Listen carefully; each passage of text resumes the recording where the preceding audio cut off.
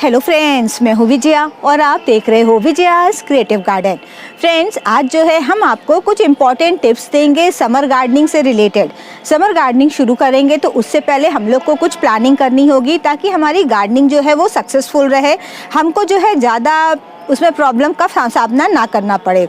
हम जो भी आपको टिप्स बताएंगे ये समान रूप से सभी जगह लागू होंगी, चाहे आप ग्राउंड में गार्डनिंग करते हो, टेरेस में करते हो या फिर बालकनी में, फ्लैट की बालकनीज में, सब पर ये लागू हो सकती हैं। आप देखना कि ये जो टिप्स हैं वो आपके एरिया में जहां आप गार्डनिंग करते हो वहां पर कितने हद तक लागू हो रही हैं। सबसे पहले दोस्तों आप ये देखना कि जिस भी एरिया में आप गार्डनिंग करते हो वहाँ पर गर्मियों के समय सूरज की रोशनी कितनी देर के लिए आती है। 5 घंटा आती है, 6 घंटा आती है, मॉर्निंग की आती है या इवनिंग की आती है, ये चीज़ आप बहुत चेक करना। देखिए, अगर आपके एरिया में जो सनलाइट है वो जो है दिन में 11 बजे से लेकर के केवल 3 बजे तक रहती है, तो थोड़ा सा आपको व्यवस्था करनी पड़ेगी ग्रीन नेट की। स्पेशली जब आपके एरिया में टेम्परेचर जो है 40 डिग्री सेल्सियस के ऊपर चला जाता है, क्योंकि दोस्तों गर्मियों में दिन में 11 बजे के बाद टेम्परेचर बहुत हाई होता है और ये जो ड्यूरेशन होती है यहाँ पर मैक्सिमम टेम्परेचर रहता है इस समय।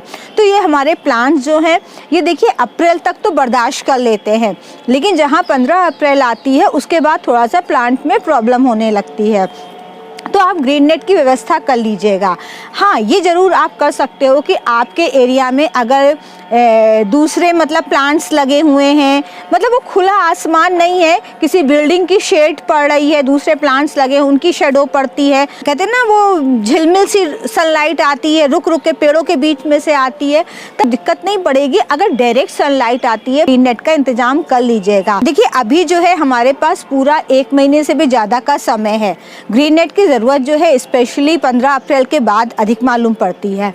तो आप ये देख लेना कि आपके एरिया में कहाँ ग्रीन नेट मिलता है, किस रेट में मिलता है, कितना हमको चाहिए।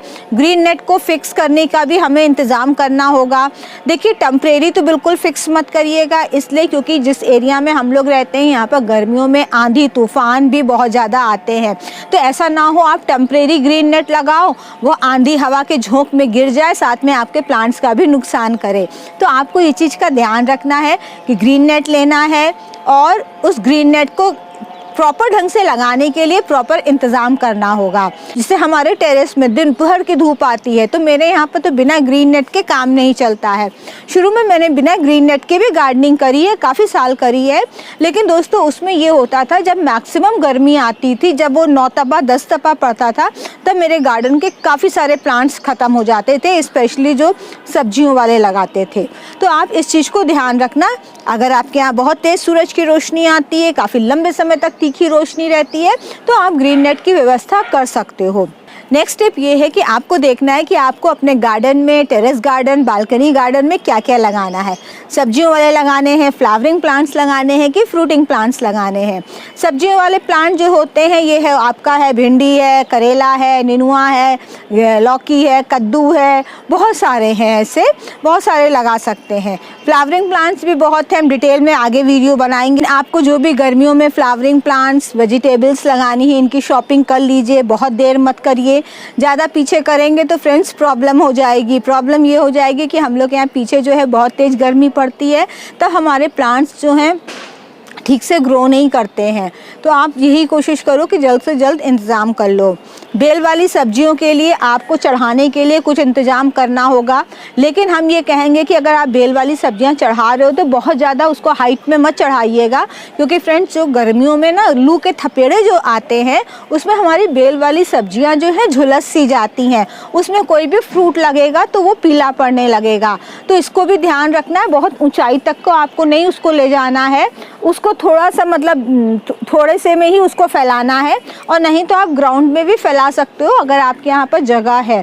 ग्राउंड में फैलाने के लिए डायरेक्ट फर्श में मत डालिएगा, बल्कि कोई भी टूटी डालियाँ हैं, झंखड़ जिसको कहते हैं, टूटे पेड़ पौधे, उन सबको डाल करके उसके ऊपर जो है अपनी बेल को फैला सकते हैं, अगर आपके यहाँ पर ग्राउंड में जगह है। नहीं तो कहीं पर भी आप कर सकते हो, वो आपको खुद व्यवस्था करनी है बेल वाली सब्जियों को चढ़ाने के लिए।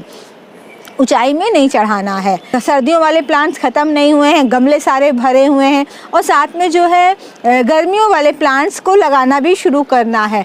तो आप जो है पॉली बैग्स में, कंटेनर्स में, बॉटल्स में, इन सब में ग्रो करते रहिए। कोई ट्रे में भी ग्रो कर सकते हैं। बाद में जब जैसे जैसे सर्दियों वाले प्लांट्स आपके खाली होते चलेंगे तो आप उसको ट्रांसप्लांट करते रहेंगे। नेक्स्ट स्टेप ये है आपको कि आपको अपने फर्टिलाइज़र वगैरह की शॉपिंग फिर से करनी है। अभी तक तो आपने सर्दियों वाले प्लांट्स के फर्टिलाइज़र की शॉपिंग करी थी, अब आपको गर्मियों वाले उसकी शॉपिंग करनी होगी। गोबर खाद वगैरह ले सकते हैं। इस समय जो है वर्मी कंपोस्ट आप यूज़ कर सकते हैं। वर्मी कंपोस्ट दोस्तों बहुत अच्छी होती है।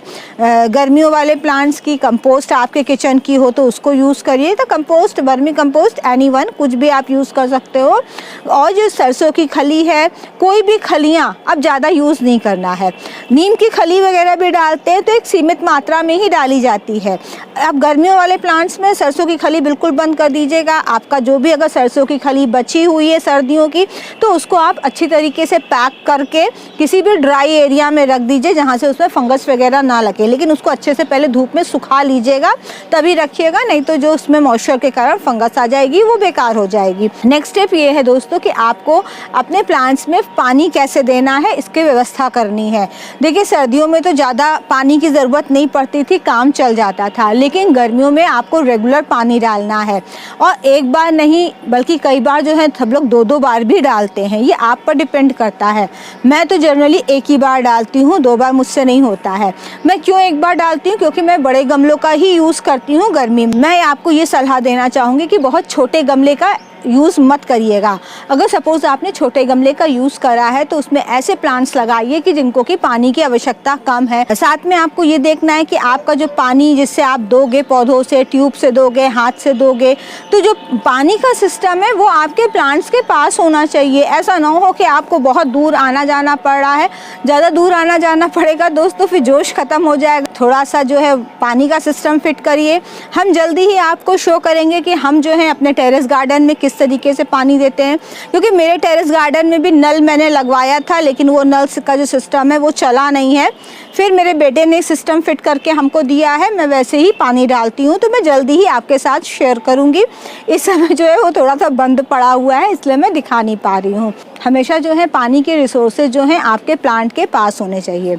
नेक्स्ट स्टेप ये है कि आप अपने जहाँ भी आपका गार्डन है वहाँ पर कुछ वाटर प्लांट्स ज़रूर लगाइए। अगर वाटर प्लांट्स नहीं लगा सकते हैं दोस्तों तो जो है आप पानी भर भर करके रखिएगा। मतलब कोई भी ऐसा टब है, बाल्टी है, वेस्ट कंटेनर है, वो रख लीजिए जो अपने प्लांट्स के बीच में आपको रखने होंगे। हम कहते हैं कि खाली वाटर रखने से अच्छा है उसमें वाटर प्लांट्स डाल दीजिए, आपकी जो गार्डन की शोभा भी बढ़ जाएगी। इसलिए दोस्तों क्योंकि जो वाटर प्लांट्स होते हैं ये हमारे जो आसपास का टेम्परेचर है, जहाँ भी हम गार्डनिंग करते हैं वहाँ के टेम्परेचर को थोड़ा सा कम करे रहते हैं, डिक्रीज़ करे रहते हैं। और जो हम लोग पानी रखते हैं वो पानी जो है इवोपरेट होता है और आसपास के एरिया में नमी बनाए रखता है। तो जो हमारे प्लांट्स जो गर्मी की बिल्कुल चिलचिलाती धूप को देखते हैं तो उनको जो है कुछ आराम मिलता है, राहत मिलती है। तो आप कोशिश करो कोई वाटर प्लांट मिल जाए तो आप उसको लगा लीजिए। नहीं तो हमारे यहाँ बहुत कॉमन एक वो है अम्ब्रेला पाम, बहुत जगह आपको अक्सर सड़क के किनारे, पार्क में, इन सब में मिल जाएगा। आप उसकी पत्ती भी तोड़ के ले आइए, वो भी दोस्तों ग्रो हो जाता है। बस पानी में आपको उसकी पत्ती को डाल देना है। हम आपको दिखाते हैं, अभी मेरा रखा हुआ है यहाँ पर, हम दिखाएंगे अभी आपको, वो भी दिखाएंगे। तो आप अम्ब्रेला पाम को बहुत ही आसानी से ग्रो कर सकते हो। साथ में कुछ हमारे प्लांट्स होते हैं जैसे कोलियस है, कैलांचो है और जरबेरा है, गुलदाउदी है, जो कि सर्दियों वाले हैं। इनको भी सेफ करके रखना है। इन प्लांट्स को भी आप जो है दूसरे प्लांट्स के बीच में घुसा करके रखिएगा ताकि डायरेक्ट उनमें सूरज की रोशनी ना पड़े।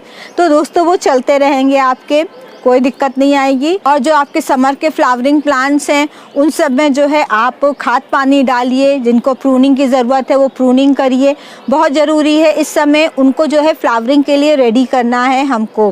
नेक्स्ट ज़रूरी काम दोस्तों अपनी कंपोस्टिंग की शुरुआत का है, उसकी ज़रूर शुरुआत कर लीजिए क्योंकि गर्मियों में कंपोस्टिंग थोड़ा सा भी आप ध्यान दे दोगे तो बहुत फास्ट होगी और बहुत अच्छी बनेगी। तो आप कंपोस्टिंग की व्यवस्था ज़रूर कर लीजिए। अब तक नहीं करा है तो उसके लिए एक ज़रूर जगह बनाइए। मेरे चैनल पर कंपोस्टिंग के काफ़ी सारे वीडियोस हैं।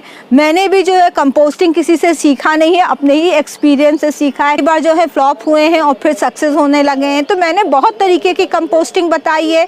विंटर वाले फ्लावरिंग प्लांट्स की जो बीज हैं उनको इकट्ठा कर लीजिए, उनको जो है आप चाहे तो धूप में सुखा लीजिए या फिर जो है छायादार जगह पर सुखा करके उनको जो है पेपर में ही लपेट करके पॉलीथिन में या प्लास्टिक के डिब्बे में रखिएगा। दोस्तों, वीडियो पसंद आया हो तो थम्स अप ज़रूर दे दीजिएगा और मेरे चैनल पर नए हैं तो सब्सक्राइब भी कर सकते हैं। फिर मिलते हैं आपसे किसी नए वीडियो के साथ, तब तक के लिए गुड बाय।